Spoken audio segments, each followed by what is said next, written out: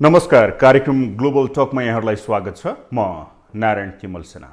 दर्शकहरू, ग्लोबल टकमा हामी समसामयिक विषयहरूलाई उठान गर्ने गर्दछौँ।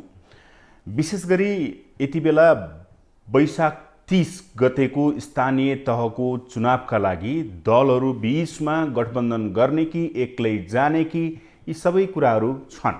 विशेष गरी सत्ता गठबन्धनमा रहेका केही दलहरूले गठबन्धन गरेर जानुपर्ने बताइरहेका बेला नेपाली कांग्रेसले आफ्नो अभियानै घर घर जाउँ कांग्रेस जिताउँ अभियान लिएर गाउँघरमा पुगेको थियो। विशेष गरी उसले आफ्ना केन्द्रीय सदस्यहरूलाई 77 जिल्लामा पठाएको थियो। 77 जिल्लामा पुगेका केन्द्रीय सदस्यहरूले आफ्नो त्यहाँ भएका कुराहरूलाई ल्याएर अहिले केन्द्रीय समितिको बैठकमा राखिराखेका छन्। केन्द्रीय समितिको बैठकमा विशेष गरी नेताहरूले जुन अभिव्यक्ति दिएका छन्, केन्द्रीय सदस्यले जुन धारणा राखेका छन्, त्यो धारणाले कांग्रेसमा गठबन्धन गरेर जाने कि एक्लै निर्वाचनमा प्रतिस्पर्धा गर्ने यो विषय चर्को रूपमा उठेको छ। विशेष गरी स्थानीय तह चुनावको तयारी, दलहरू बीचको तालमेल र संसदीय समितिका बारेमा केन्द्रीय समितिको बैठकमा छलफल भइराखेको छ भनिएको छ। आज पनि केन्द्रीय समितिको बैठक बस्दैछ। वास्तवमा के भइरहेको छ बैठकमा, आज हामी त्यस विषयमा कुराकानी गर्नेछौँ। कांग्रेस अब कसरी अगाडि बढ्छ यो विषयमा चर्चा गर्नेछौँ। मसँग हुनुहुन्छ नेपाली कांग्रेसका केन्द्रीय सदस्य योगेन्द्र चौधरी। स्वागत छ सर। धन्यवाद। आरामै हुनुहुन्छ? ठीक छु। गाउँ गाउँ जाउँ कांग्रेस जिताउँ अभियान, तपाईँ कहाँ जानुभयो? म हुम्ला पुगेर आएँ। हुम्ला पुगेर आउनुभयो। हजुर। हुम्लेली जनताले के भनेका छन्? हुम्लेली जनताले त्यहाँको फरक परिस्थिति छ। त्यहाँ चाहिँ नेपाली कांग्रेस एकातिर, यो पहिलो अनुभव होइन, विगतको अनुभव उहाँहरू सुनाउनु हो। नेपाली कांग्रेस एकातिर, बाँकी दलहरू एकातिर रहेर निर्वाचन फेस गरेको इतिहास छ।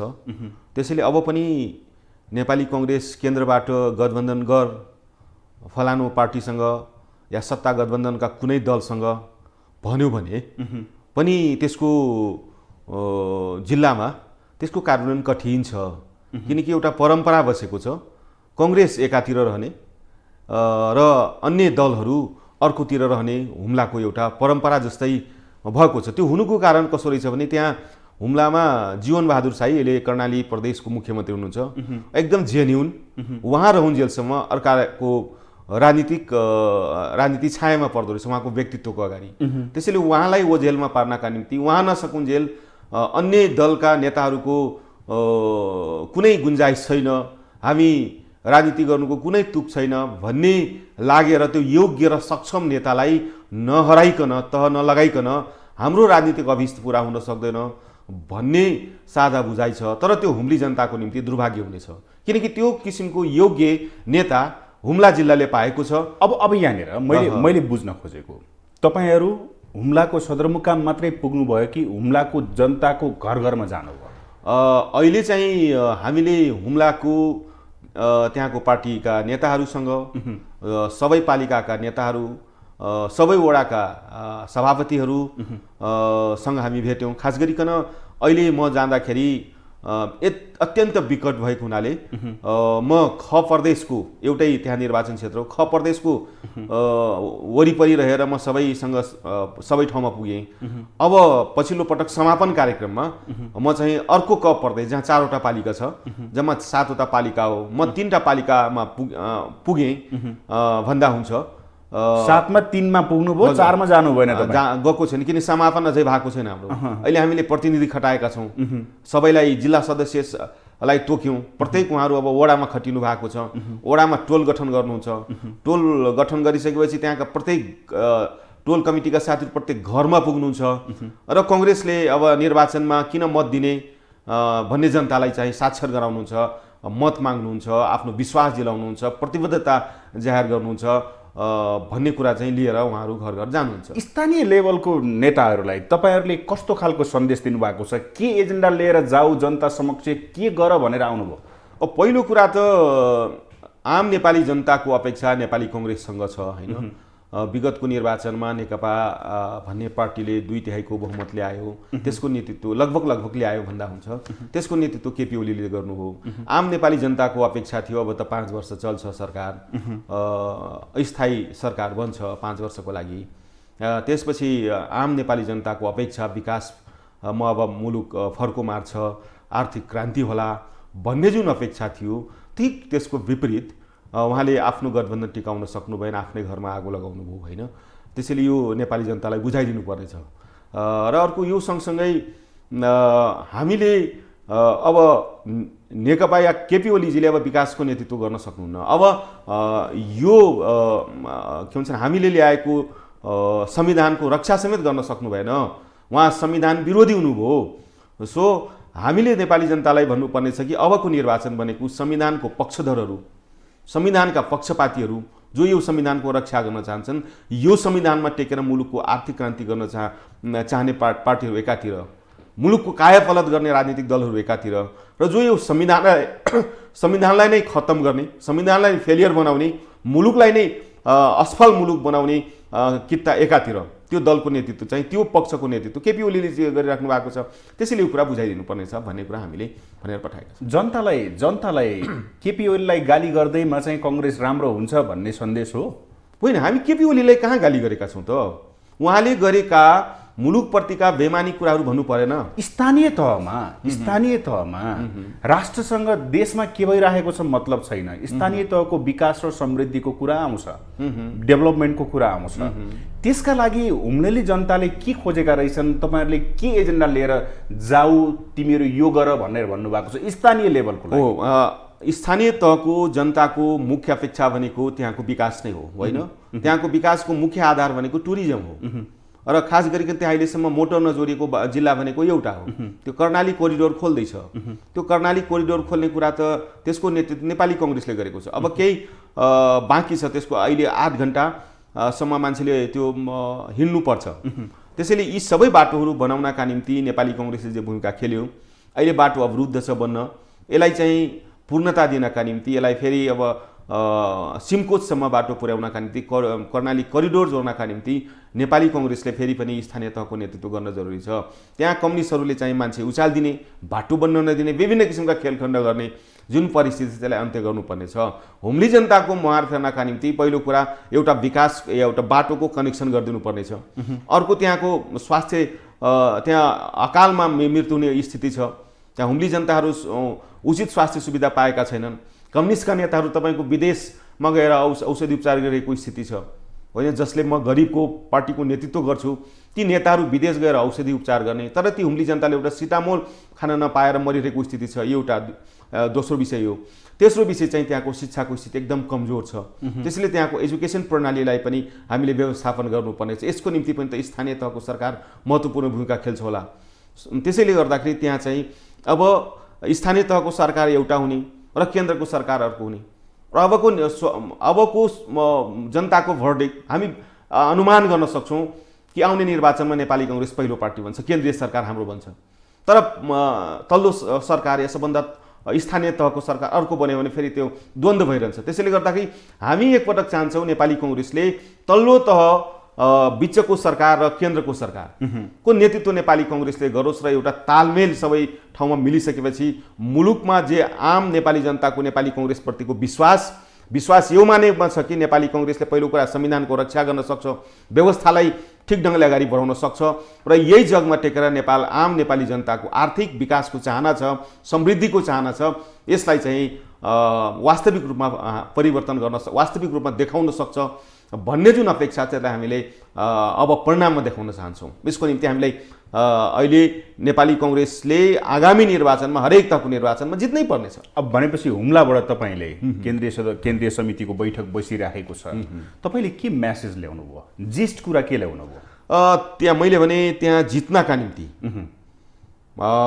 हुम्ली अहिलेसम्मको सुरुमै मैले भने प्र्याक्टिस के छ भने त्यहाँ चाहिँ नेपाली कांग्रेस एकातिर र अन्य दल अर्कोतिर छ। यो स्थिति बरकरार रह्यो भने पनि हामी निर्वाचन जित्न सक्छौँ। तर पहिलो कुरा नेपाली कांग्रेसको एउटा दीर्घरोग भइसकेको छ अन्तर्घात। यदि अन्तर्घातलाई व्यवस्थापन गर्न सक्यौँ भने अहिले पनि हामी 7 पालिकामध्ये 5 पालिका जित्न सक्ने स्थिति छ। तथापि केन्द्रले अब चाहिँ केन्द्रको नीति अनुसार तिमीहरूले गठबन्धन त्यहाँ त आउँछु मैले भन्न खोजेको तपाईले केन्द्रीय समितिमा के मेसेज ल्याउनु भयो हुम्लाबाट भन्न खोजेको के राख्नु भयो अब हुम्लामा अहिले नेपाली कांग्रेसको स्थिति मजबुत छ।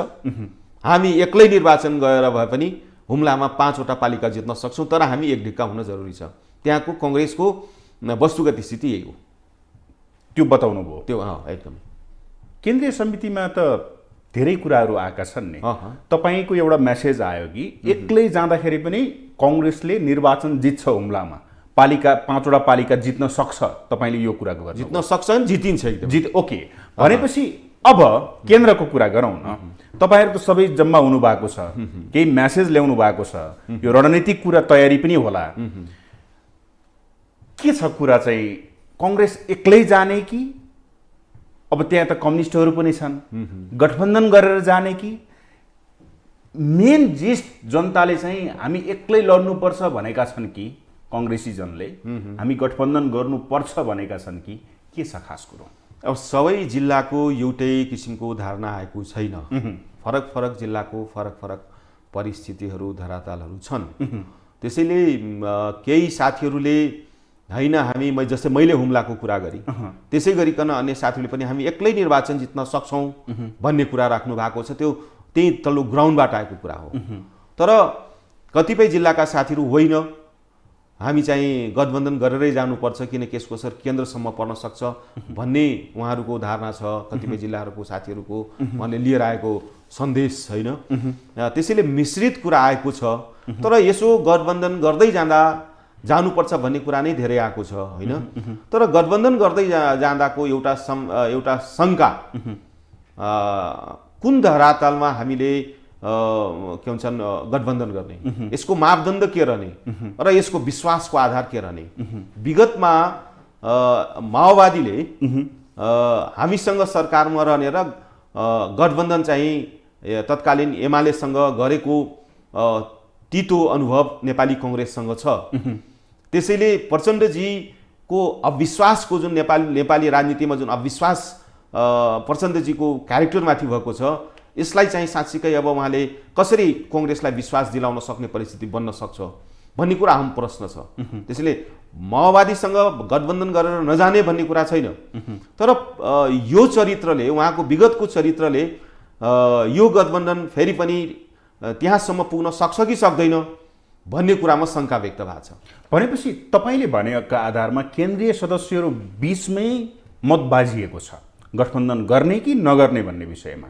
कसैले गर्ने भन्नु भएको छ, कसैले गर्नै हुन्न भन्ने कुरा छ हैन। यो किन आइराखेको छ कांग्रेस? मैले भने ग्राउन्डको रियालिटी अनुसारको एउटा कुरा छ। तर मुलुकको आवश्यकता के हो भने गठबन्धन गरेरै जानुपर्छ भन्ने छ। म अघि पनि भने कि एउटा संविधान विरोधी शक्ति छ जसले यो संविधानलाई फेलियर गराउन चाहन्छ। त्यसको नेतृत्व केपीजीले गरिराख्नु भएको छ र यो संविधान बचाउनु पर्छ है। बचाउनका निम्ति यो गठबन्धनको नेतृत्व तपाईले गरिदिनुहोस् भनेर शेरबहादुर देउवा हाम्रो आदरणीय सभापति अहिलेका सम्मानित प्रधानमन्त्रीज्यूलाई आग्रह गरेको प्रचण्डजी माधवजीहरूले हो हैन। र त्यसै मुताबिक हामीले इच्छा नलाग्दै पनि मुलुकको आवश्यकता भनेर हामीले मुलुकको नेतृत्व गर्न पुग्यौं र यो मानेमा पुग्यौं कि यो संविधानको हामीले रक्षा गरेनौं भने संसद विघटन गर्ने केपी ओलीजी जुन गैर संवैधानिक थियो संविधान, त्यसैले उहाँ चाहिँ संविधान विरोधी हुनुभयो। त्यसको नेतृत्व अहिले पनि उहाँ त्यसको बरखिलाफमा हुनुहुन्छ। संविधान चाहिँ को खिलाफमा संसद विघटन गर्नुभयो।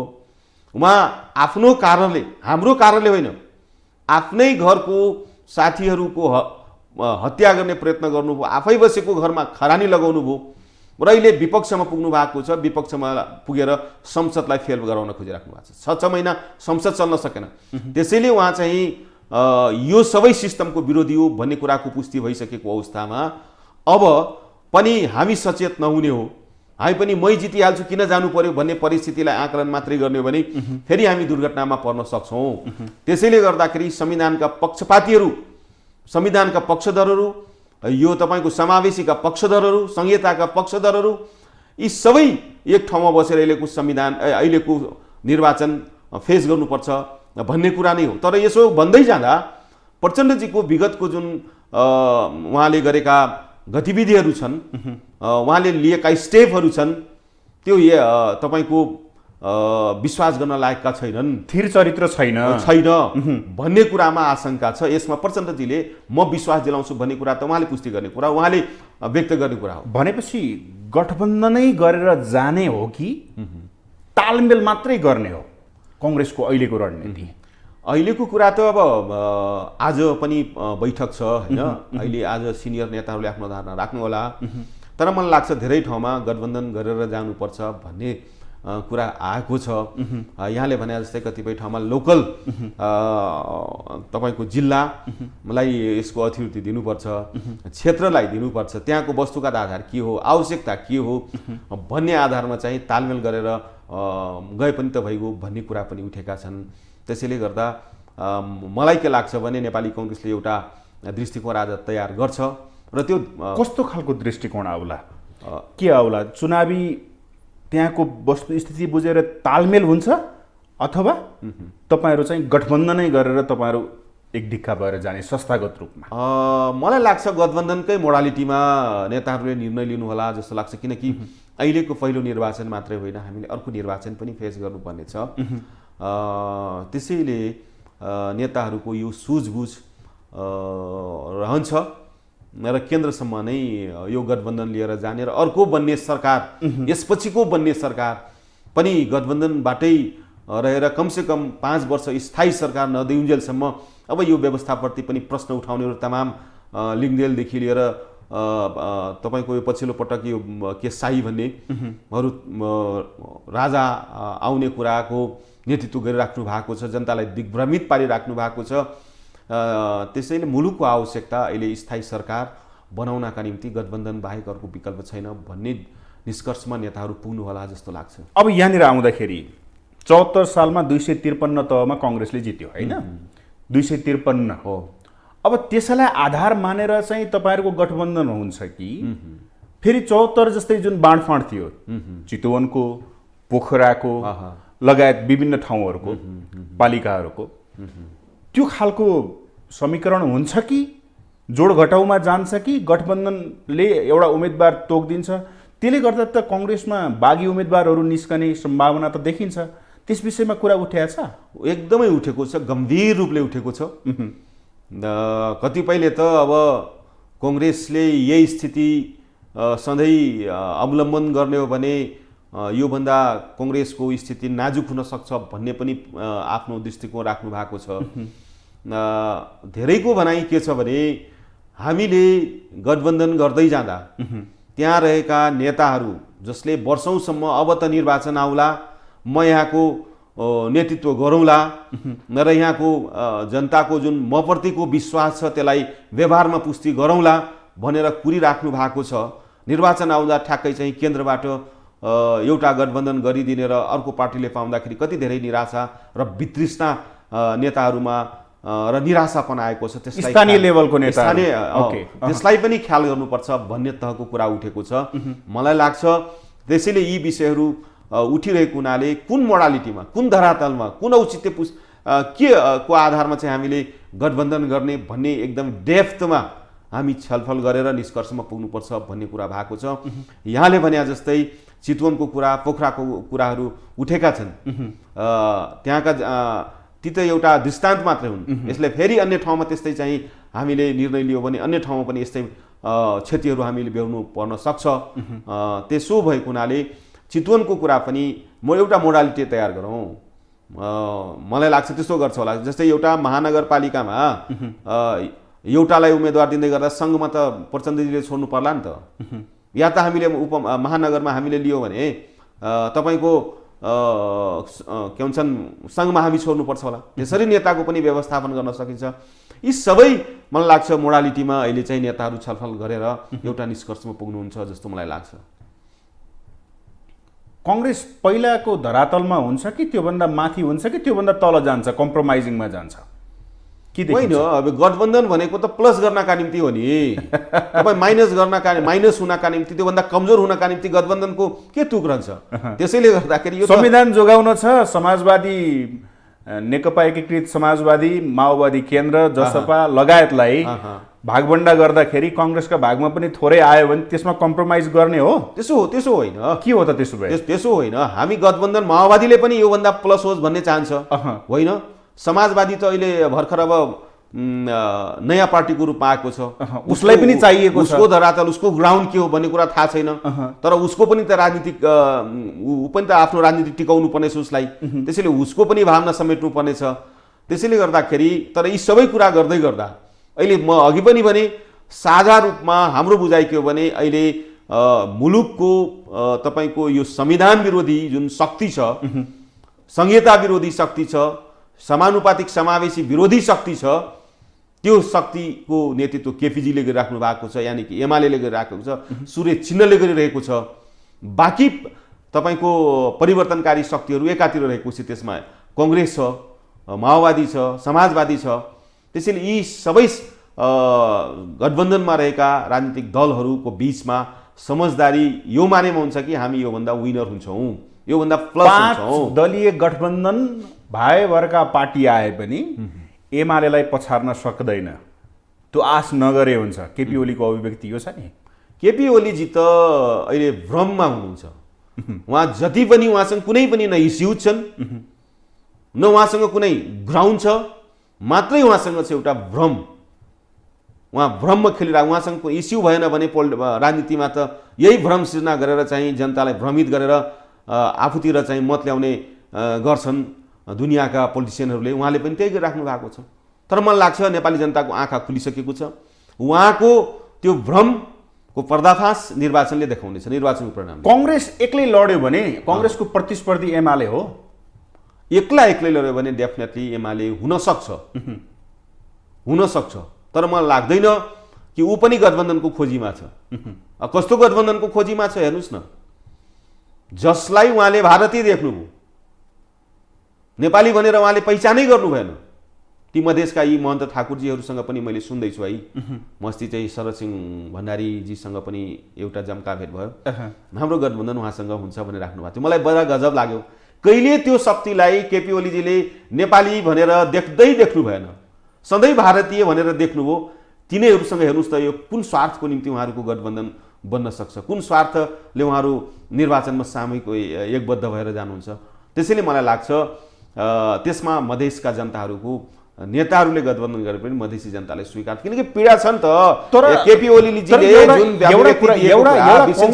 कङ्ग्रेसभित्र एउटा आरोप आएको छ कि समाजवादीको साख जोगाइदिनु पर्ने, माओवादी केन्द्रको साख जोगाइदिनको लागि गाँठ थापेर कङ्ग्रेसले यो के चरित्र देखाएको भन्ने पनि त छन् नि, होइन? अब यी कुराहरू त बजारमा विभिन्न कोणबाट छलफल बहसहरू भइ नै रहन्छन्, होइन? एक्लै लड्न सक्छ नि कङ्ग्रेस, गठबन्धनै किन चाहियो? यो पनि त प्रश्न आएको छ। होइन, हामी त्यसैले त अन्य दलभन्दा विश्वासिलो छौँ भन्छौँ, होइन? हामी सँगै हिँड्छौँ कोहीसँग, अनि म शक्तिशाली भएँ भन्दै म बिच बाटोमा कसैलाई छोडिदिउँ, अन्य दल र हाम्रो बिचमा के फरक रहन्छ? त्यसैले हामी एउटा जिम्मेवार राजनीतिक दल हो। माओवादीले हामीलाई गोली छानी कङ्ग्रेसलाई गोली ठोकेको होइन। म आफै पनि 5 वर्ष विस्थापित भएर बसेँ, मेरो घर लुटियो। अहिले आएर माओवादीसँग गठबन्धन गर्ने पक्षधर हुँदा राम्रै हुन्छ भन्ने त मै हो। त्यसैले गर्दाखेरि हामी मुलुकको सबभन्दा पुरानो राजनीतिक दल, त्यसपछि गएर सबभन्दा विश्वास गरेको राजनीतिक दल हुनुको नाताले सबभन्दा धेरै आशा र विश्वास त मुलुकले हामीसँग गरेको छ नि। त्यसैले गर्दा सँगै हिँड्दै गरेको सहयात्रीलाई हामी बिच बाटोमा छोड्न सक्दैन। एउटा गन्तव्यसम्म पुगिसकेपछि हामीले ठिक छ त्यो परिस्थितिमा फेरि समीक्षा गर्छौँ, थाप्ने नै हो, फेरि समीक्षा गर्छौँ, हामी सँगै रहने कि छुट्टिन्छौँ, समझदारीमा छुट्टिन्छौँ भन्ने हाम्रो धारणा हो। तर हामी अन्य दलहरू जस्तै मौका मिल्यो एकातिर एकजनासँग टाँसिहाल्ने, फेरि केही बेर हिँड्यो अर्कोसँग टाँसिहाल्ने, त्यो चरित्र हामीले देखाउनु हुँदैन। तर यहाँनिर आउँदाखेरि कङ्ग्रेसभित्र पनि एउटा डर, सभापतिले भन्नुभएको, प्रधानमन्त्रीले भन्नुभएको, भोलि प्रचण्ड चुनाव नजित्ने ठाउँमा त जाँदैन, होइन? चुनाव जित्ने ठाउँमै जाने हो। यदि प्रचण्ड एमालेसँग मिल्यो भने कङ्ग्रेस त फेरि पत्ता साफ हुन्छ।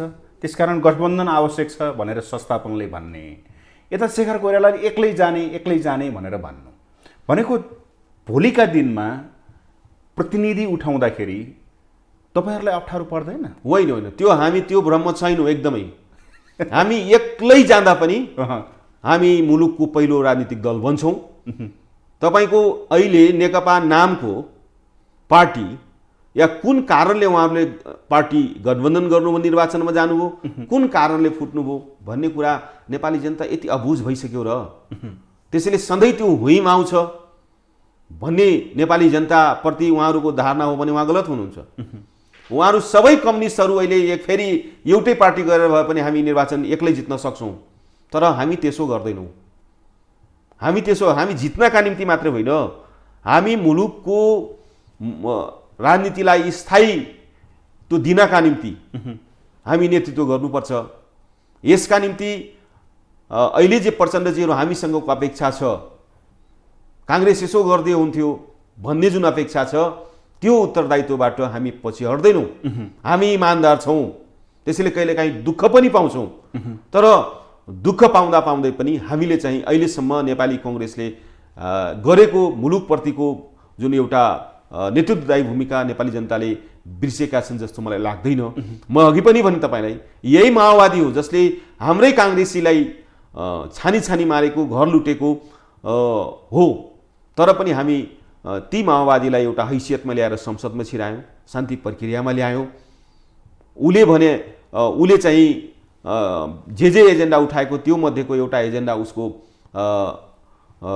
समावेशी थियो, समानुपातिक समावेशी पनि उसको एजेन्डा पनि थियो। हामीले त्यसको एजेन्डा पनि हामीले पनि मान्यौँ, ठिक छ भने त हामीले स्वीकार्यौँ। संहिता माओवादीको एजेन्डा थिएन, ऊ त चाहिँ तपाईँको जनवादी राज्य सत्ताको कल्पना गरेको थियो। तथापि मुलुकको आवश्यकता हो भनेर हामी जुन मधेसले भन्यो संहितामा जानुपर्छ भन्यो, हामीले त्यो पनि मुलुकको आवश्यकता यदि स्थायी शान्तिको निम्ति बन्न सक्छ भने त्यसलाई पनि हामी एडप्ट गऱ्यौँ। त्यसैले हामी मुलुक बनाउनका निम्ति, मुलुकमा स्थायी के भन्छन् राजनीतिक व्यवस्था ल्याउनका निम्ति, यो नभई स्थायित्व नभइकन जतिसुकै तर्क गरे पनि मुलुकमा नेपाली जनताको जे चाहना छ, देश धनी होस्, रोजगारी यही सिर्जना होस्, आर्थिक रूपमा हामी सबै सबल हौँ भन्ने जुन अपेक्षा छ, त्यसलाई पुरा गर्नका निम्ति हामीले राजनीतिक स्थायित्व दिनै पर्छ। त्यसैले यसका निम्ति अहिले माओवादी जसरी छटपटाइरहेको छ, त्यसको छटपटाएर हामी बुझेका छैनौँ र अप्ठ्यारो छ भन्दै मलाई बीच बाटोमा छोडिदिउँ। उसले पनि नेपालमा गणतन्त्र ल्याउनका निम्ति त योगदान गरेकै छ नि, तर ऊ आफै कहिलेकाहीँ उछिटिएर कहीँ गइदिन्छ भने त उसको कुरो हो, उसको गल्तीको भागीदार उही होला। तर हामी त्यो गैर जिम्मेवार राजनीतिक दल होइनौँ, हाम्रो नेतृत्व त्यो गर्ला जस्तो मलाई लाग्दैन। अब यहाँनिर आउँदाखेरि सत्ता गठबन्धनको निर्वाचनसम्म प्रभाव पर्ने भयो यसरी बुझौँ होइन? काङ्ग्रेसले गठबन्धन गरेर जाने लगभग तयारी गरेको अवस्था छ, तर केन्द्रीय सदस्यहरूले मिल्यो भने स्थानीय लेभलमा एमालेसँग पनि तालमेल गर्नुपर्छ, आवश्यक छ भनेर कुराहरू उठेको छ भनेर भनिएको छ। हामी सही छौँ? यदि त्यो भयो भने एमालेसँग गठबन्धन एकता हुने सम्भावना छ? एकाध साथीहरूले त्यो कुरा उठाउनु भयो, एकाध होइन धेरै साथीहरूले। ग्राउन्डमा त्यो परिस्थिति छ। माओवादी भन्दा पनि एमालेसँग गएर निर्वाचन जित्न, किनकि कतिपय ठाउँमा माओवादी स्थानीय तहमा वर्चस्व जमाएर बसेको छ। त्यसैले काङ्ग्रेस र एमालेका साथीहरूको पनि चाहना छ कि फेरि पनि गठबन्धनमा फेरि यसैले निरन्तरता पाउँछ, बरु एमालेसँग मिलेर भए पनि चाहिँ कहीँ चाहिँ प्लस गर्न सकिन्छ कि भन्ने त्यहाँको परिस्थिति छ भनेर चाहिँ रिपोर्टिङ गर्नुभएको छ। तर गठबन्धन एउटा रहने अनि चाहिँ तल चाहिँ अर्कैसँग तालमेल गरेर निर्वाचन जित्ने कुरा मलाई लाग्छ नेतृत्वले त्यसलाई स्वीकार गरेर जाला जस्तो मलाई लाग्दैन। परिस्थिति मुलुकको यस्तै छ, के गर्नु? भनेपछि एउटा भरपर्दो संयन्त्र बनाउनको लागि गठबन्धनको लागि पनि यो छ कि छैन? यो संयन्त्र बनाउने भने कस्तो खालको के कुरा उठायो हो? त्यो संयन्त्र बनाउने कुरा मलाई यी नै विषय कुन अब कसलाई कहाँ छोडेर यी सबै डेप्थमा गएर अध्ययन गरोस्, प्रतिवेदन दियोस्, त्यहाँको जिल्ला स्थानीय तहदेखिको स्थिति के हो, त्यहाँ कसलाई छोड्दाखेरि यहाँ केन्द्रले एउटा कुरा गरिदिने अनि तल चाहिँ अर्कै त्यसको रिजल्ट आउने परिस्थिति नबनोस् भन्नका निम्ति त्यसको चाहिँ विस्तृत अध्ययन गरेर त्यसको यो सबै चाहिँ बाँडफाँड गर्दा सजिलो होस् भन्नका निम्ति यी प्रश्नहरू उठेका छन्। भनेपछि त्यो संयन्त्र बन्छ। अब आज नेताहरूले अब पदाधिकारी बैठकबाट केही कुरा त ल्याउनुहुन्छ, अहिले नै भन्न सक्ने आज केही टुङ्गो लाग्छ कङ्ग्रेस, आज केही टुङ्गो लाग्छ, पुरा मुलुकले हेरिरहेको छ। सिङ्गो अहिले त निर्वाचन तिरै ध्यान छ सबैको, नेपाली जनताको कि कङ्ग्रेसले के बैठकबाट के निर्णय लिने हो भन्ने कुरा सबैले हामीतिर निहालिरहेका छन् नि। त्यसैले गर्दाखेरि यो कुरा चाहिँ नेपाली कङ्ग्रेसले विलम्ब गर्नु हुँदैन। मलाई लाग्छ यसको निम्ति एउटा स्पष्ट धारणा लिनुपर्छ कङ्ग्रेसले। त्यसैले मलाई लाग्छ आजको बैठकमा यी कुराहरू नेताहरूले आन्तरिक छलफलबाट एउटा कुरा बैठकमा प्रस्तुत गर्नुहुन्छ जस्तो लाग्छ। अब एमालेको भर्सनमा बोलौँ है त, अलिकता कुरा गरौँ है त, यो हो कि होइन? एमालेलाई एक्लै आएर एमालेलाई पत्ता साफ गराउनको लागि यो गठबन्धन हो, चुनावी गठबन्धन हुँदैछ। एमालेलाई हामी सही छौँ? एमालेलाई पत्ता साफ गर्नको भन्दा पनि किनकि हामी राष्ट्रिय सभाको निर्वाचनमा हेऱ्यो, त्यस्तो गर्दाखेरि पनि एक सिट त आयो, तर यो थियो भन्ने थियो होइन, एमाले त्यो भर्सन निकाल्यो। गठबन्धनका कारण चाहिँ राष्ट्रिय सभा सबै चिप्लियो होइन। अब भोलिको स्थानीय त त्यो त बेस हो नि, राजनीतिको बेस होइन। त्यो बेसलाई पनि तपाईँहरूले कटअप गर्नको लागि गठबन्धनलाई बलियो गराएर लैजान पर्छ। एमालेलाई एक्ल्याउने नै हो, पछार्ने नै हो भन्ने रणनीति हो होइन। निर्वाचन सामना गर्ने भनेको जित्ने नै त हो नि, हार्नका निम्ति कोहीसँग प्रतिस्पर्धा त गर्दैन। त्यसैले गर्दाखेरि हामी निर्वाचन एमाले के गर्छ उसको कुरा हो, तर हामी निर्वाचन जित्नुपर्छ गठबन्धनमा रहेका दलहरू भन्ने साझा बुझाइ त हो। त्यसैले हामी निर्वाचन जित्नका निम्ति हामीले गर्नुपर्ने भूमिका के हो, हामीले लिनुपर्ने स्टेपहरू के हो, हामी सबै विकल्पमा छलफल गर्नुपर्छ भन्ने नै हो। भनेपछि पालिकाहरूमा अब हुने स्थानीय तहमा कङ्ग्रेसको पहिलाको 253 भन्दा माथि हुन्छ, माओवादीको पनि त्यही अनुसार होला, समाजवादीको पनि त्यही होला, त्यो अनुसारको भागभण्डा हुन्छ हो। अब हाम्रो आकलन के हो भने 253 पुरानो हो, अहिले हामी एक्लै गए पनि हामी 253 होइन 200 प्लस गर्छौँ। 53 प्लस गर्छौँ कि 253 मा 200 प्लस गर्छौँ एक्लै गए पनि। यो हाम्रो अहिले आएको प्रेक्षेपरको कुरा हो। 753 मा 753 मा तर अझ यो गठबन्धनबाट गयौँ भने हामी प्लस 50 गर्न सक्यो भने पनि हामी धेरै हुन्छ भन्ने हो। भनेपछि 253 बाट 300 पालिका जित्ने लक्ष्य हो गठबन्धनमा। 453 त हामी एक्लै जित्छौँ।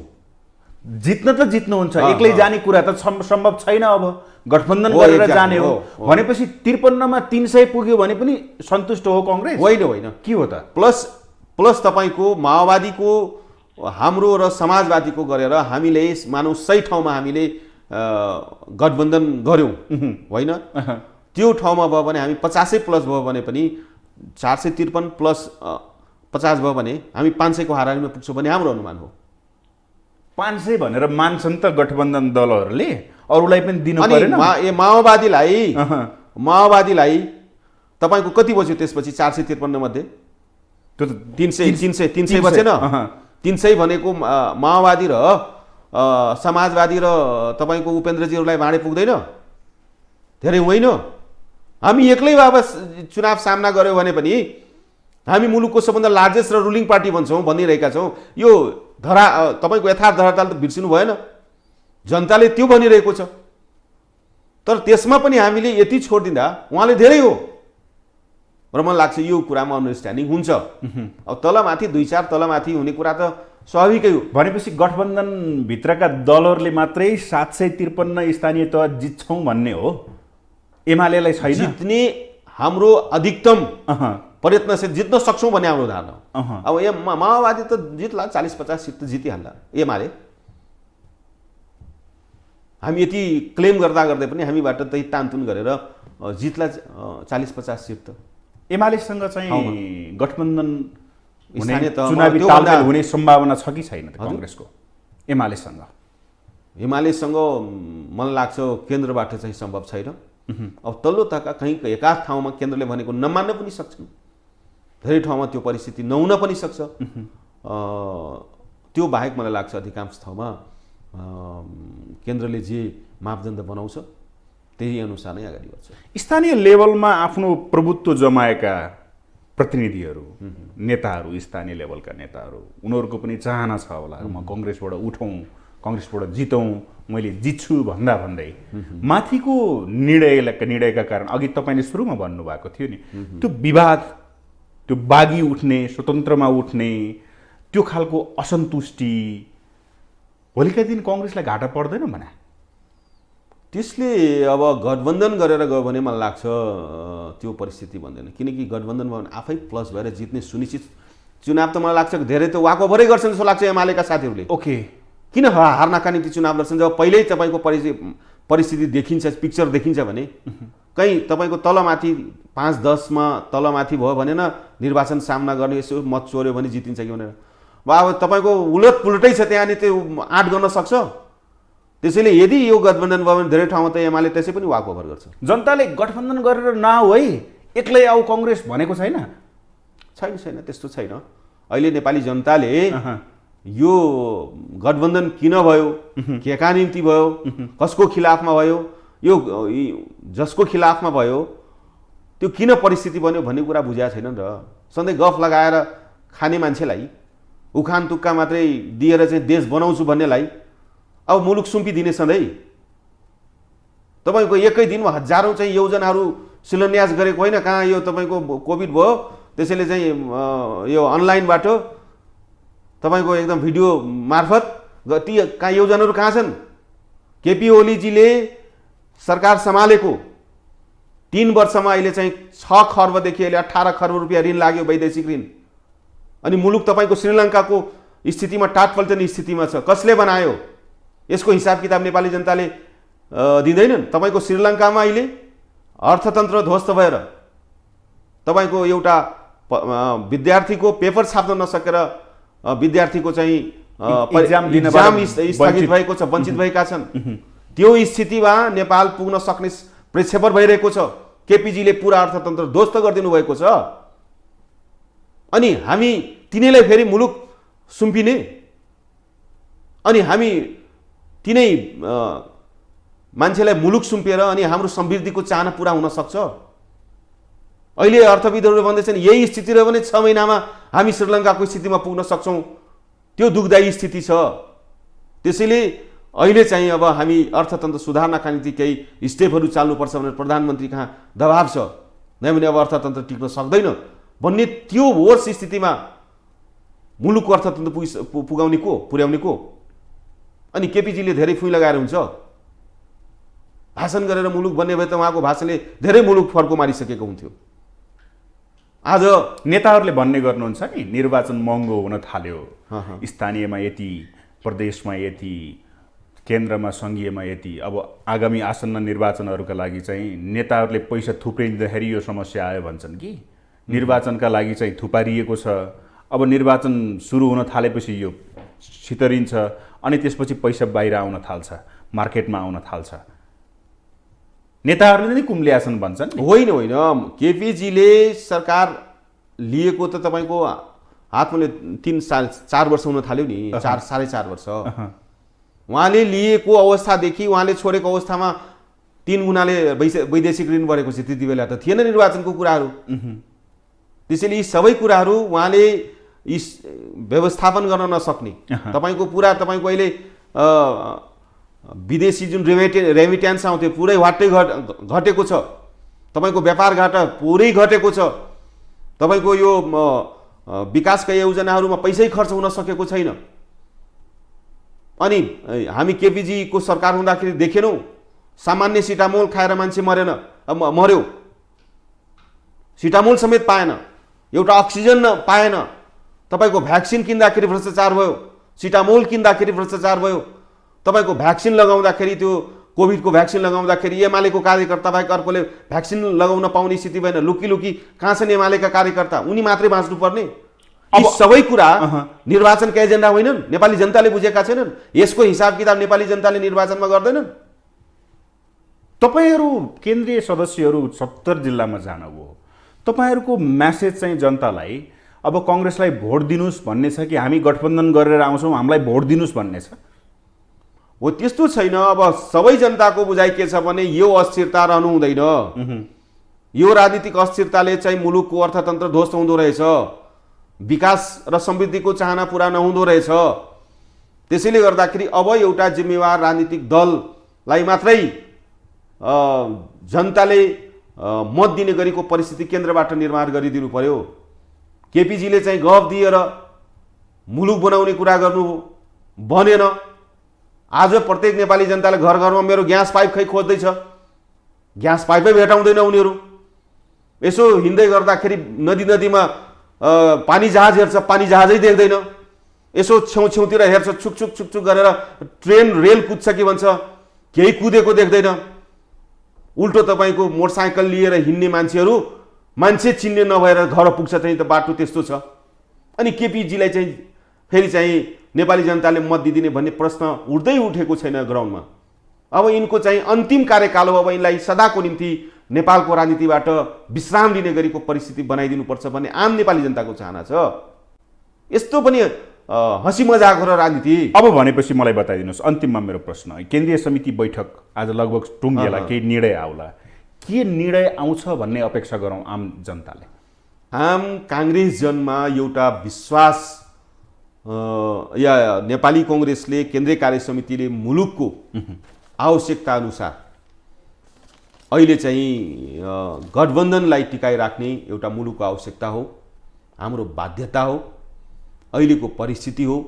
त्यसैले यी सबै कुरा एउटा जिम्मेवार राजनीतिक दल हुनुको नाताले केही टाढासम्म केही परसम्म प्रचण्ड या सहयात्री दलहरूसँग गन्तव्य तय गर्ने, त्यसपछि हामीले छोडेर हिँड्ने कुरा रहँदैन। यो गन्तव्य भनेको चाहिँ सङ्घीय निर्वाचनसम्म र सङ्घीय निर्वाचनपछि पनि सँगै सरकार बनाउने तहसम्मको हाम्रो चाहिँ सहयात्रा रहन्छ भन्ने हाम्रो धारणा हो।